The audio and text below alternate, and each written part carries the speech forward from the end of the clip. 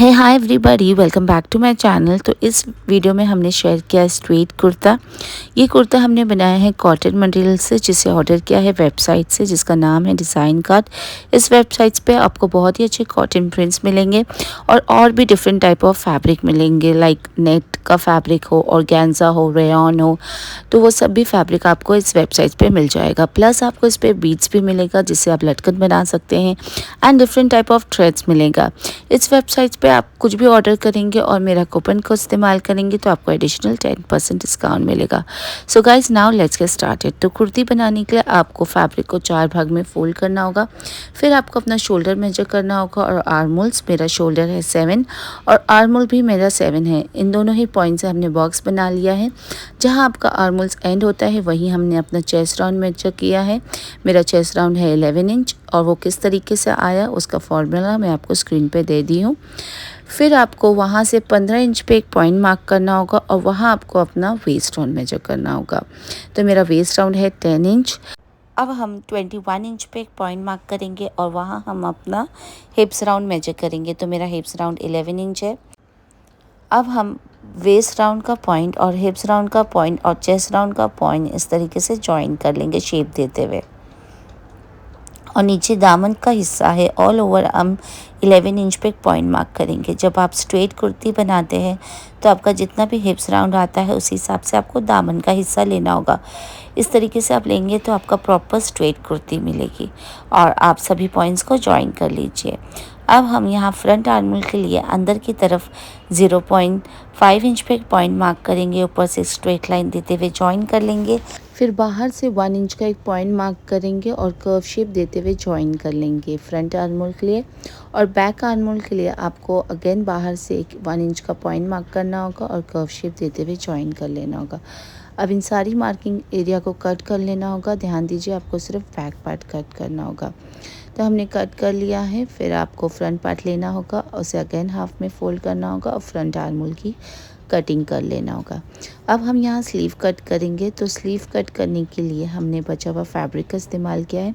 आपकी जितनी भी लंबाई है स्लीव की वो आप ले लीजिए। तो यहाँ मेरी लंबाई रहेगी 18 इंच और आप उतना आर्मोल्स मेरा नहीं आ रहा है चौड़ाई में, तो इसलिए हमें जॉइंट लगाना पड़ेगा।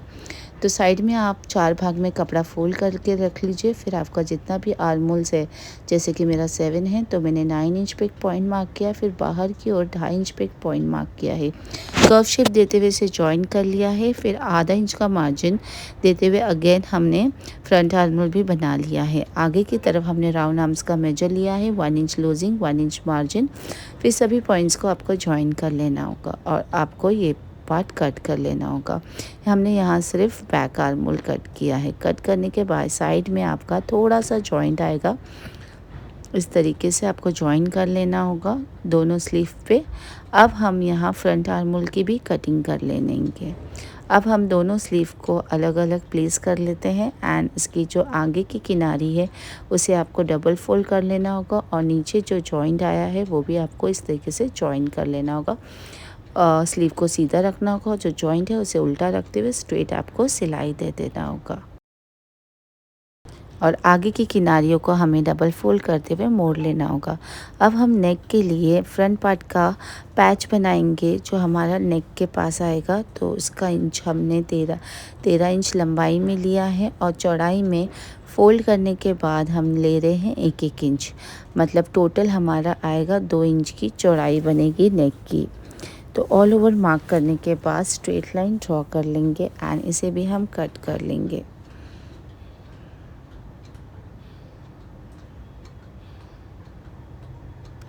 अब हम फैब्रिक लेंगे इसे कवर करने के लिए। तो 1 अबव दी इस तरीके से रखेंगे और साइड से हमारा जो भी एक्स्ट्रा फैब्रिक है वो कट कर लेंगे एंड साइड से मोड़ते हुए आपको सिलाई दे देना होगा। लेस लगा लेंगे। तो यहाँ मैं ऑफ वाइट लेस इसके किनारे पे लगा लूँगी। तो ये सुंदर सा पैच मेरा रेडी हो जाएगा। अब हम यहाँ नेक भी कट कर लेते हैं। तो नेक कट करने के लिए फैब्रिक को हाफ में फोल्ड करना होगा। नेक की चौड़ाई हमने 3 इंच रखा है और लंबाई हमने 6 इंच रखा है। इन दोनों ही पॉइंट से बॉक्स बना लेंगे और अंदर हम राउंड शेप दे देंगे। अब हम बाहर से आधा इंच का मार्जिन लेते हुए अगेन राउंड शेप में इसे ड्रॉ कर लेंगे। अब इन दोनों मार्किंग एरिया को कट कर लेना होगा। तो राउंड शेप में हमारा नेक तैयार हो गया है। इसे कवर करने के लिए हमने बचा हुआ फैब्रिक का इस्तेमाल किया है। उस पर हम अपने नेक को प्लेस कर लेंगे एंड आधा इंच का फैब्रिक छोड़ते हुए ऑल ओवर इस पर कट लगा लेंगे। और जो आधा इंच का फैब्रिक हमने छोड़ा था उसे मोड़ते हुए हम सिलाई दे देंगे।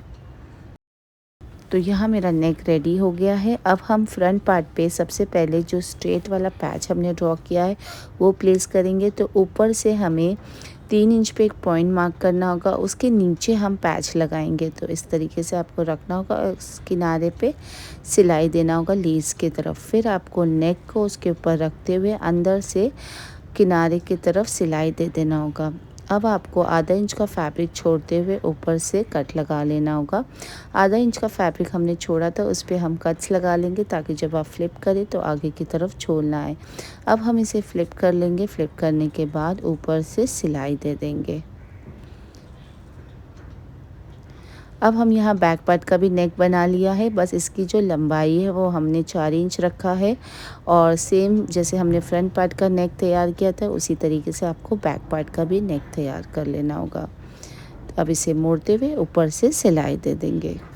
अब हम बैक पार्ट को सीधा रखेंगे एंड फ्रंट पार्ट को उसके ऊपर उल्टा रखेंगे और जो नेक की पट्टी है उसे इस तरीके से प्लेस करेंगे और स्ट्रेट जॉइन कर लेंगे अपने शोल्डर की तरफ। अब हम यहाँ स्लीव जॉइन करेंगे। तो स्लीव पे ऑलरेडी हमने किनारे पे लेस लगा लिया है और स्लीव हमारी रेडी है। टॉप को सीधा रखेंगे और स्लीव को उसके ऊपर उल्टा रखेंगे और ध्यान दीजिए फ्रंट पार्ट का हिस्सा फ्रंट पार्ट पे आए और बैक पार्ट का हिस्सा बैक पार्ट पे आए और इस तरीके से आपको जॉइन कर लेना होगा दोनों स्लीव। अब हम इसे शोल्डर से फ्लिप कर लेंगे। फ्लिप करने के बाद हमें साइड सीना होगा।